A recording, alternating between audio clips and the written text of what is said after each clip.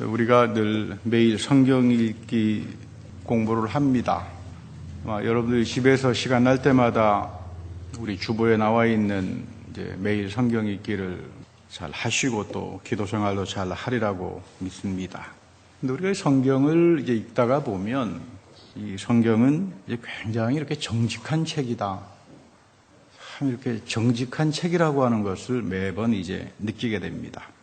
왜냐하면 하나님께서 쓰셨던 많은 사람들을 보면 우리가 생각하기에 저 사람은 하나님의 위대한 종이니까 무슨 약점이나 실수가 없겠지, 또는 특별히 하나님께서 사랑하니까 귀한 분이지, 이런 부분은 성경에 없습니다.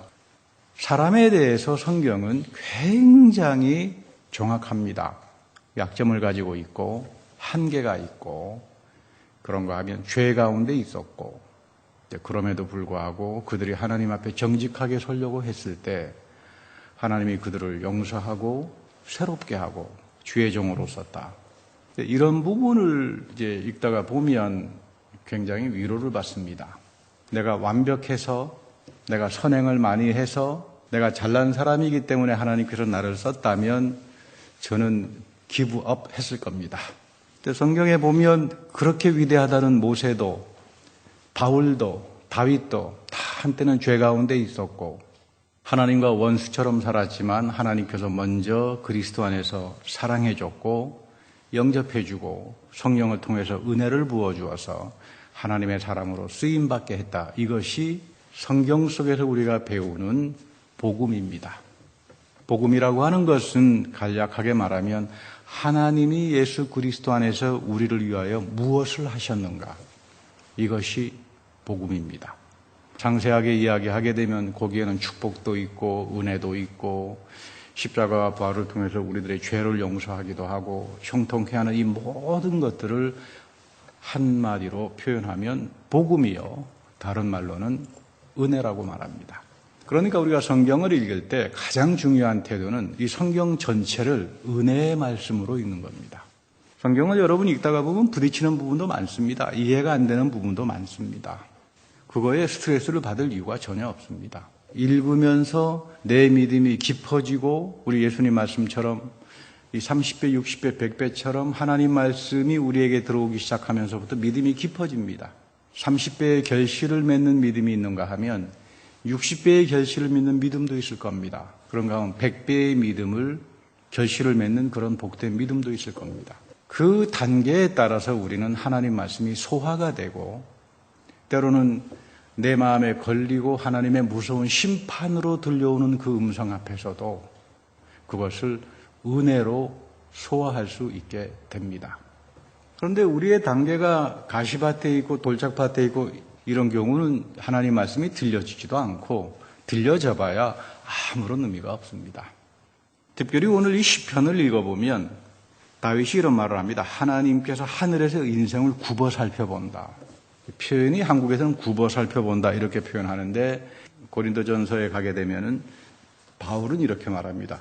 하나님이 나를 아신 것 같이, 이런 뜻입니다. 이제 하나님이 나를 본다 이 말이에요. 하나님이 나를 압니다. 나도 하나님을 아는데 지금은 우리가 하나님을 다 알지 못합니다.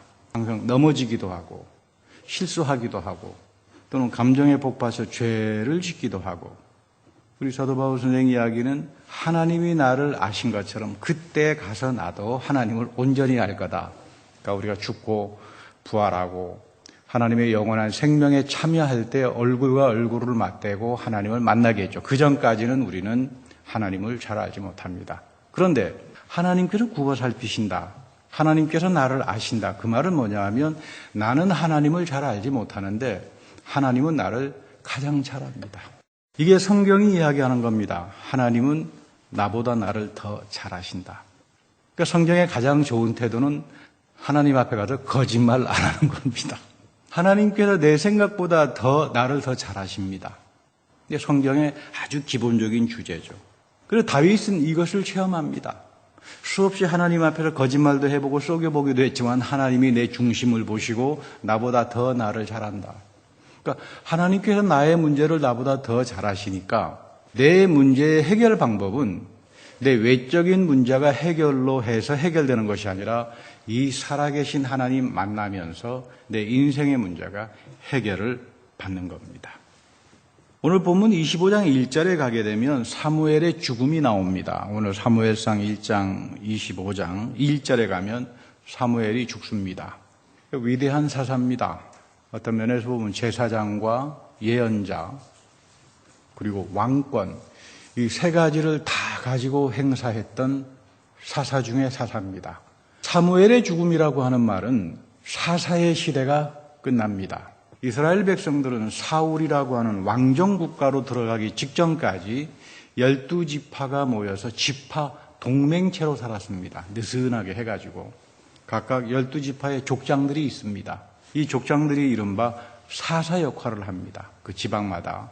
그래서 우리가 잘 아는 기드온이랄지 또는 삼손이랄지 이걸 이제 좀 어려운 말로는 지파 동맹체다 이렇게 말합니다. 왕정으로 가기 전에 여호수아 시대부터 시작해서 사무엘 시대까지를 사사의 시대, 이스라엘의 부족 연맹 지파의 시대였는데 여기서 가장 위대한 인물이 사무엘입니다.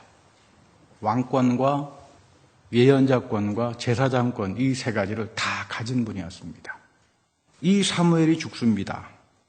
결국은 이 사무엘이 사라지면서 다윗에게 기름을 부어줬는데 다윗이 겁을 먹습니다. 사울이 끊임없이 자기를 죽이려고 쫓아오니까 사울 쪽에서는 저 다윗을 살려줄 수가 없습니다.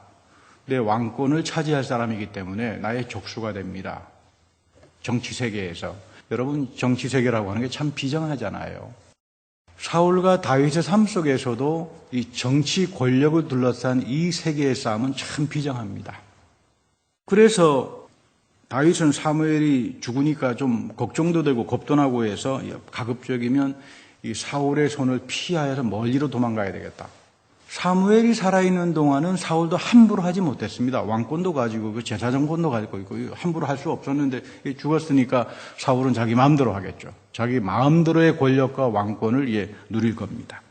그래서 시나이 반도 한복판에 있던 바란 광야까지 피해 내려가서 마온 광야라고 합니다만 깊숙이 들어갑니다. 시나이 반도 중심에서 깊숙이 찾지 못하도록 이 마온 광야로 이제 들어가는데 그 정도 가면은 좀 위험한 지역이고 첩적 삼중이고 쉽게 찾을 수 없는 그런 안전 지역일 거다 그래가지고 이제 마온 지방으로 내려갑니다. 그런데 이 마온에서 희한한 사람 하나 만납니다. 이게 오늘 나발이라고 하는 사람입니다. 목장을 가지고 있고 양이 3,000이요 염소가 7,000이다. 엄청난 부자죠. 엄청난 부자인데 이름이 나발인데 그 지역 동네인 갈멜에서 양털을 깎고 있습니다. 이스라엘 전통에서 고대 이스라엘 전통에서 양털을 깎는 날은 큰 축제를 벌입니다.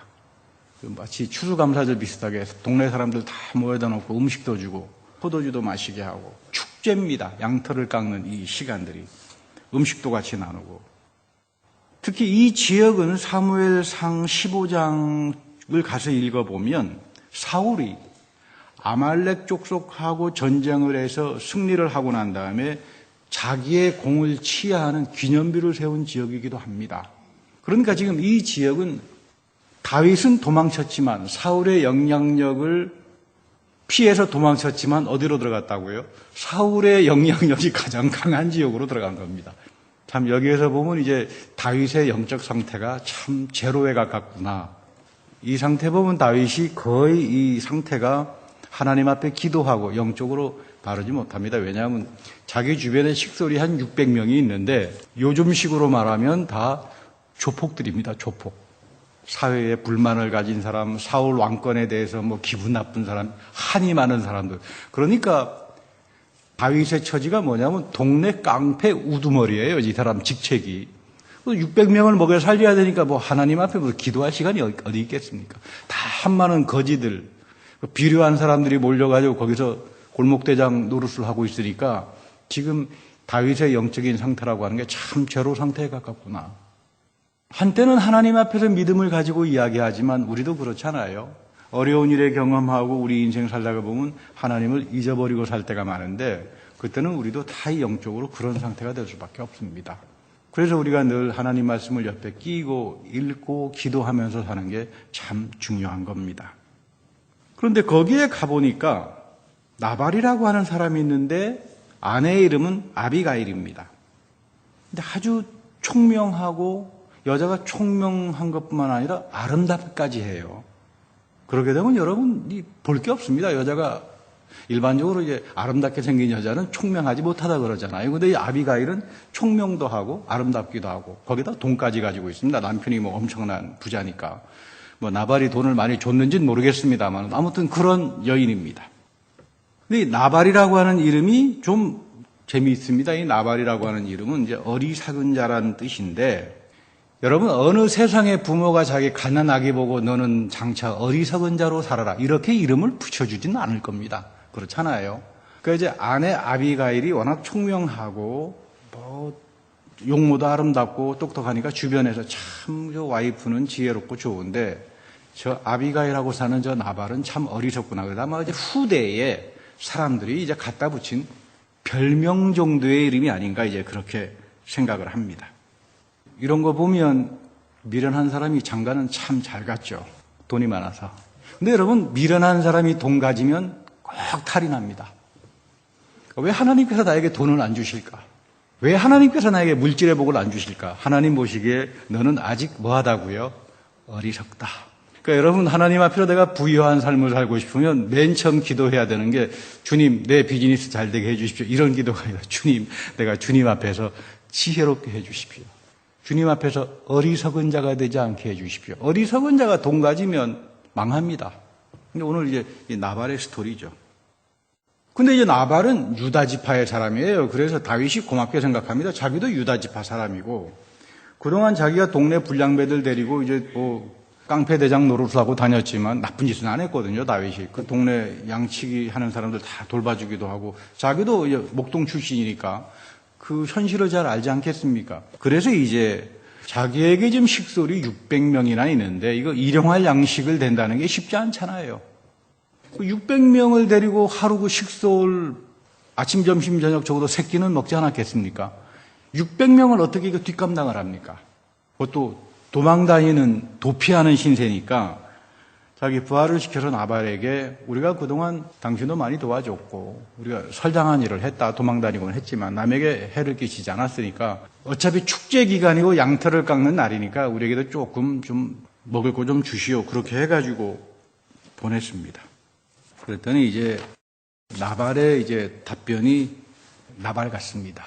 웃기지 마라. 한마디로 이렇게 나오는 거죠. 그러면서 이 표현이 보면요. 그 뭐 내가 무슨 이새의 아들을 내가 알겠느냐. 이게 여러분 좋은 표현이 아닙니다. 이새, 다윗의 아버지, 이새가 별 볼 일 없는 농부거든요. 별 볼 일 없는 그냥 양치기나 하고 아무튼 이스라엘에서 아주 그런 출신의 사람인데 내가 그 이새의 아들하고 무슨 상관이 있느냐. 굉장히 경멸하는 겁니다. 그 비료한 자의 출신인데 거기에다가 또 주변에 뭐 소외계층들, 그 뭐 말썽꾸러기들, 불평불만자들 데리고 지금 깡패 두목을 하는 저 다윗에게 우리가 뭐 지금 줄 게 있느냐. 이런 이야기. 거기에다가 이제 두 번째 중요한 말은 요즘 보니까 모두 저마다 주인을 뛰쳐나가대. 이런 말을 합니다, 나발이. 이게 지금 사울 앞에 반역을 했다는 말이거든요. 그리고 저 다윗도 사울이 자기 주인으로 섬기지 못하고 뛰쳐나갔다. 반역자다 그 말이죠. 그러니까 저 다윗 주변에는 주인 앞에 반역한 놈들만 모여가지고 600명 깡패들밖에 없다. 이거 아주 지금 기분 나쁜 조로 지금 나발이 이제 답변을 하는데 여기 보면 이 히브리 원어에 보면 페레츠란 말이 있어요. 페레츠의 손자다. 페레츠. 이 페레츠가 이 베레스입니다. 베레스. 그러니까 다윗의 10대 조상 이름이 베레스예요. 이 원전에 보면 페레츠의 후손 아니냐. 페레츠란 말이 나오는데 이거 뭐냐 하면 나발은 이세 아버지뿐만 아니라 10대 조상인 베레스까지 모욕하면서 다윗을 형편없는 사람으로 취급하는 거예요. 그러니까 여러분 내가 욕 얻어먹는 거는 나름대로 찾겠는데 아버지 거기에다가 10대 조상까지 여러분 들먹거리면 어렵지 않습니까? 어렵죠. 10대 페레스까지도 폐역해가지고 주인을 쫓아나왔던 그런 후손인 저런 인간에게 내가 적선할 게 아무것도 없다. 그리고 여기 보면 다윗이 그 말 듣자마자 반응을 안 합니다. 400명 데리고 무조건 칼 차고 올라가라. 뚜껑이 우리식으로 요즘식으로 표현하면 뚜껑이 열릴 대로 열려버린 겁니다. 저놈은 가서 한 방에 처단하고 끝내야지. 여기 보면 다윗이 한때 사울이 자기를 죽이려고 쫓아다닐 때는 굉장히 관대합니다. 우리 신명기의 느메시스의 원리를 철저하게 지키죠. 하나님께서 기름 부은 자는 절대로 내가 심판하지 않는다. 잘못되면 하나님께서 할 거다. 그래서 다윗은 도망다닙니다. 하나님께서 기름 부은 자를 내가 어떻게 여러 번 죽일 기회가 있어도 안 합니다. 이게 굉장히 뛰어난 믿음의 신앙 고백입니다. 원수 갚지 않는다. 우리 신약 성경에도 보면은 이 원수 갚지 않는다. 하나님께서 모든 것들을 다 심판하시기 때문에 내가 원수 갚기 시작하면 내가 정죄하는 사람이 됩니다. 내가 심판자가 됩니다. 이렇게 되면 문제가 해결되는 것이 아니라 더 엉망으로 실타래가 더 엉망으로 돼버릴 수가 있습니다. 그런데 오늘 나발하고의 관계에서는 전혀 그렇지 않습니다. 다윗이 흥분했고 감정으로 지금 뒤덮여져 있고 그래서 여러분 사람이 어떤 말을 들었을 때 성경은 분노하지 말라 그래요.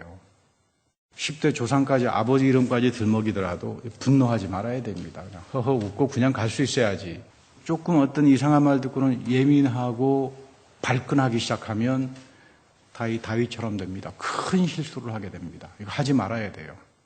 성경에는 항상 중요한 게 성경을 읽을 때 이 first order, 첫 번째 질서가 있습니다. 이게 성경에서 나타나는 스토리들입니다. 성경을 읽으면서 하나님은 지금 이 스토리 속에서 누구를 통해서 말을 하고 있는가 이걸 봐야 됩니다. 다윗을 통해서 지금 하나님은 말을 하지 않습니다. 나발을 통해서도 말하지 않습니다. 지금 하나님께서 말하시는 사람은 아비가일입니다. 아비가일과 하나님이 일치가 됩니다. 참 놀라운 이야기죠. 굉장히 놀라운 이야기입니다.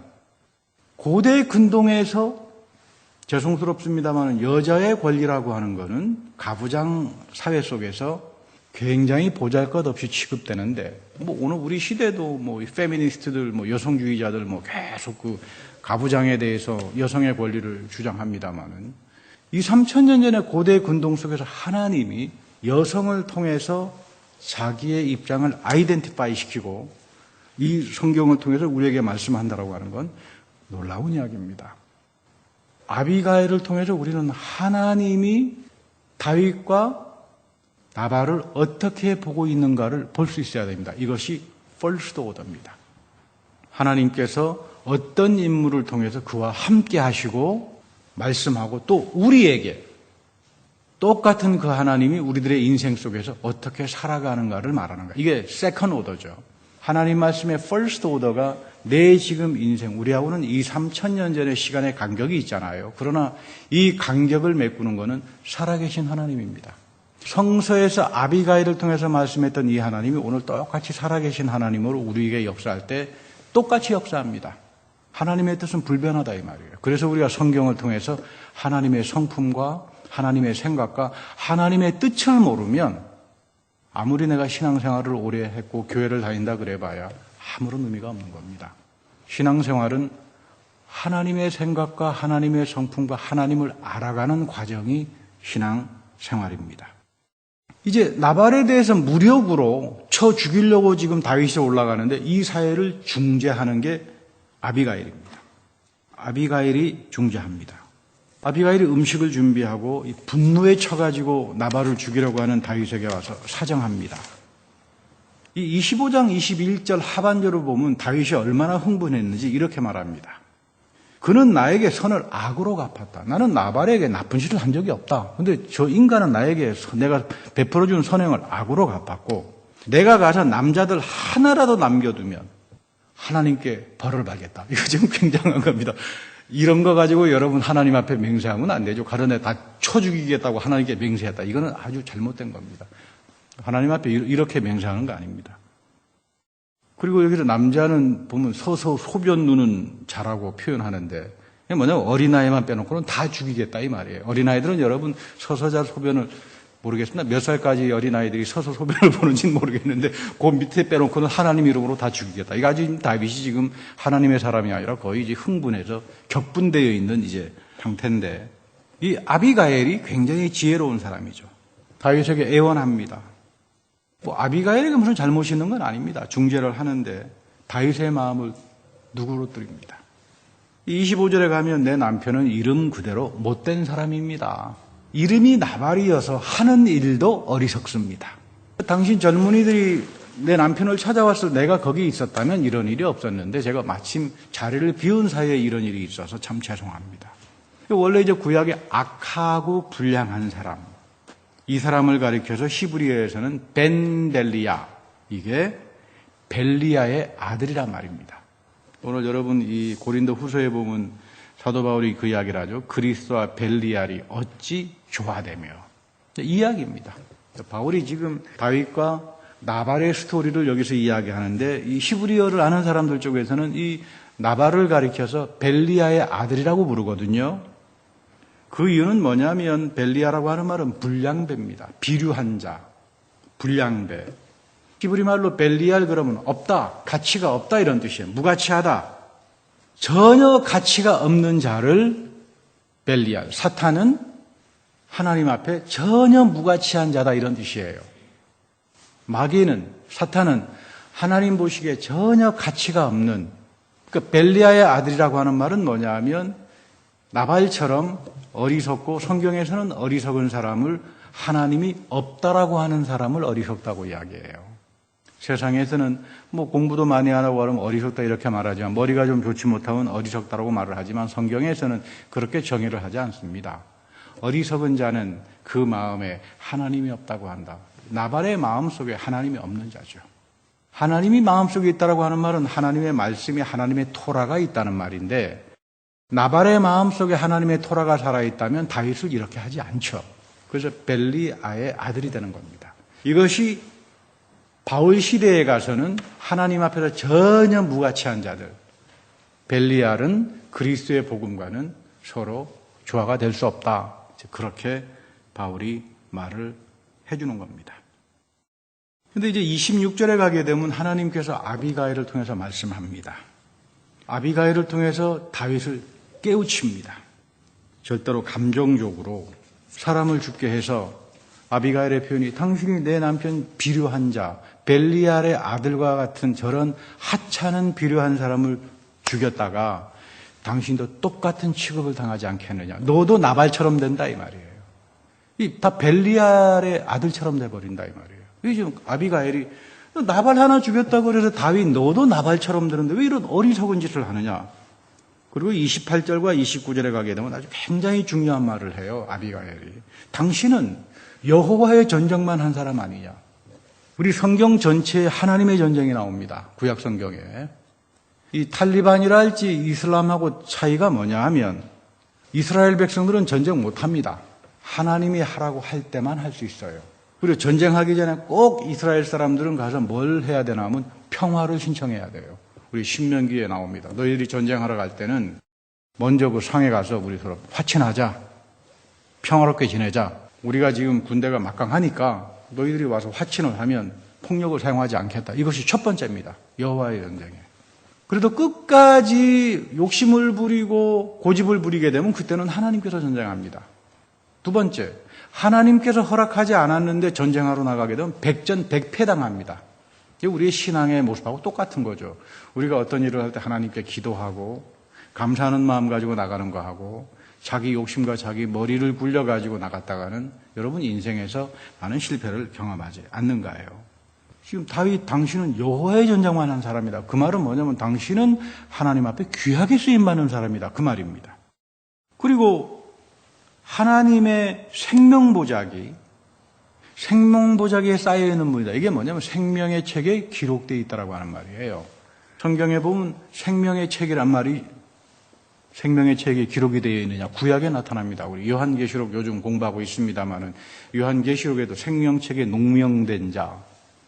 여러분들의 이름이 생명책에 기록이 되어 있는가. 왜 그러냐면 구약의 전통에서는 하나님께서 세상을 창조할 때 책을 가지고 창조했다라고 하는 그 신앙 고백이 나옵니다. 그것이 잠언 8장에 나오는 거죠.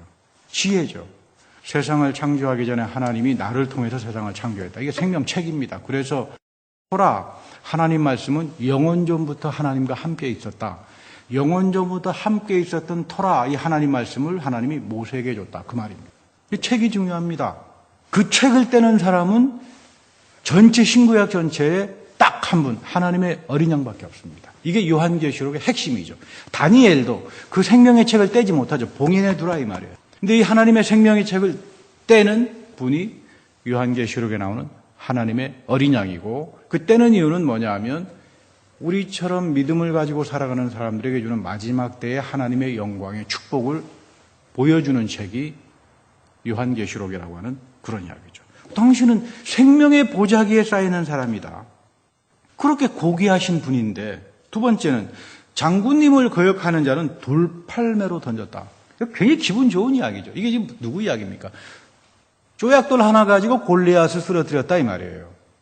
그 사람이 아무리 흥분하지만 찾아가서 당신 그 위대한 사람 아니냐. 공치사를 하면 그 사람들 마음이 순간 풀리지 않습니까? 그러니까 여러분 가급적이면 누가 흥분해 있으면 아비가일처럼 하세요. 당신 하나님이 쓰는 위대한 종 아니냐. 정승훈 목사가 열받아가지고 씩씩거리고 있으면 와서 이렇게 하십시오. 그 목사님은 다윗처럼은 못 되지만 하나님이 쓰시는 위대한 종 아닙니까? 그런 목사도 흥분이 가라앉겠죠. 이런 겁니다. 그러니까 다윗이 여기서 녹아지는 거죠. 굉장히 지혜로운 여자예요. 이 나발은 참 보물과 함께 살았습니다. 이 보물 같은 여자잖아요. 이 보물 같은 사람인데, 예수님께서 오늘 본문에 보면은 돌밭에 뿌려진다. 말씀이 가시떨기에 떨어진다. 이 말은 뭐냐? 믿음을 말합니다. 여러분, 믿음이라고 하는 건 하나님 말씀이 이렇게 여러분들에게 심겨지거든요. 하나님 말씀이 이렇게 심겨질 때, 지금 이 시간에도 그렇습니다. 목사님 저 말 그냥 뭐 좋으라고 하는 이야기지 나하고 무슨 상관이 있어? 이게 다 바시바퀴로 떨어지는 사람들이죠. 하나님께서 말씀을 하는데 순종 아니면 불순종, 이 두 가지밖에 없습니다. 하나님 말씀 들어봐. 잠깐 뭐 집에 가서 생각해보고 이게 나에게 좋은지 안 그런지 따져본 다음 내가 믿겠다. 이런 건 안 통합니다. 하나님 말씀이 떨어질 때 내가 마음밭이 좋아서 그냥 나의 말씀으로 받아들이는가, 아니면 난 지금 말씀 믿지 못하겠다. 이 두 가지로 끝나는 거예요. 그래서 여러분 순종이라고 하는 게 이렇게 중요합니다. 성경 전체는 하나님 말씀에 대한 순종을 말합니다. 왜 그러냐 하면 하나님 말씀이 이콜 하나님이기 때문입니다. 하나님이 권위를 갖는다 이 말이에요. 하나님께서 말씀을 하시는데 하나님이 이 말씀을 지키지도 않고 약속을 지키지도 않고 축복을 지키지도 않으면 그 하나님 말씀의 권위는 떨어져 버리는 거잖아요. 근데 성경은 항상 하나님께서 말씀하면 그대로 지키세요. 그러니까 권위가 있는 거죠. 그래서 말씀대로 산다 이런 이야기를 하는 겁니다. 그래서 이 믿음이라고 하는 거 보면 보통 5가지 정도로 말을 하는데, 이 장로교 전통에서는 우리가 가져서는 안 되는 믿음이 있습니다. 귀신도 떠는 믿음. 우리 야고보서에 그러면 귀신도 믿어요. 여러분 신앙생활하면서 귀신 같은 믿음은 갖지 마십시오. 두 번째는 순간적인 믿음들입니다. 이 가시밭길이나 돌짝처럼 하나님 말씀이 들어오는데 뭐 세상 염려도 많고 자기 뭐 복잡한 생각도 많다가 보니까 이게 말씀이 자라지 않아요. 이 믿음은 나무처럼 자라는 거거든요. 믿음이 쭉 자랍니다. 시냇가에 심겨진 나무처럼 믿음은 자라는 건데 이 자라지 못해요. 세상의 염려로 인해서. 세 번째는 뭐 나는 모태신앙입니다. 다 믿습니다. 뭐 예수님이 십자가에서 죽었고 부활하고 하는데 살아계신 하나님에 대한 체험이 없어요. 그 말은 뭐냐면 이 살아계신 하나님 앞에서 자기 죽음을 경험 못한 사람들이에요. 그냥 머리로만 합니다. 요 3가지는 구원하고는 아무런 상관이 없습니다. 이런 믿음은 우리가 갖지 말아야 됩니다. 오늘 아비가일에게서 나타나는 믿음은 이 지혜의 믿음이죠. 하나님의 신뢰를 둡니다. 하나님께서 말씀하시면 반드시 지키니까 나도 이 하나님의 신실하심을 믿고 내 마음에 믿고 살아가겠다. 이때부터 여러분 구원으로 이르게 하는 믿음이 시작하죠. 우리 로마서 1장 17절에 보면 믿음으로 구원을 얻는다. 그 말 원뜻이 뭐냐면 하나님의 신실하심으로 인하여 의로운 자는 살아간다. 그런 뜻입니다. 믿음은 하나님께서 신실하시니까, 하나님께서 말씀하시면 반드시 지키니까 나도 그래서 하나님 앞에 신실하게 살아가겠다. 이것이 아멘이라는 뜻이잖아요. 그러니까 아멘이라고 하는 말이 우리들의 믿음인 겁니다. 여기서부터 구원이 시작됩니다. 아비가일에게 있었던 지혜도 하나님에 대한 신실하심을 알고 있었기 때문에 다윗에 대해서 아비가일은 그런 말을 할 수 있는 겁니다. 이제 훗날 나발이 죽고 다윗은 굉장한 복을 얻습니다. 엄청난 그 부가 아비가일에게 오게 되잖아요. 아비가일을 아내로 맡게 됩니다. 완전히 맹주로 부상하게 됩니다. 그 엄청난 나발의 재산과 아름답고 지혜스러운 여자를 아내로 맞으면서 사울을 넘어뜨리고 새로운 왕조를 이어가는데 아주 중요한 역할을 한 사건이 바로 이 나발과 아비가일의 사건입니다. 다윗도 좋은 부인을 만나서 복을 받았습니다. 복 중에 복이라고 하죠. 남자들은 자기 아내를 복 중에 복으로 생각하면서 살아야 합니다. 어떤 사람이 늘 자기 아내를 보면 불평불만이 가득 찬 사람이 있었는데 늘 마음속으로 어디 호랑이가 와서 안 물어가나 열심히 기도했답니다. 옥황상제 앞에 좀 물어가게 해주십시오. 근데 소원대로 아내가 때까락 죽었습니다.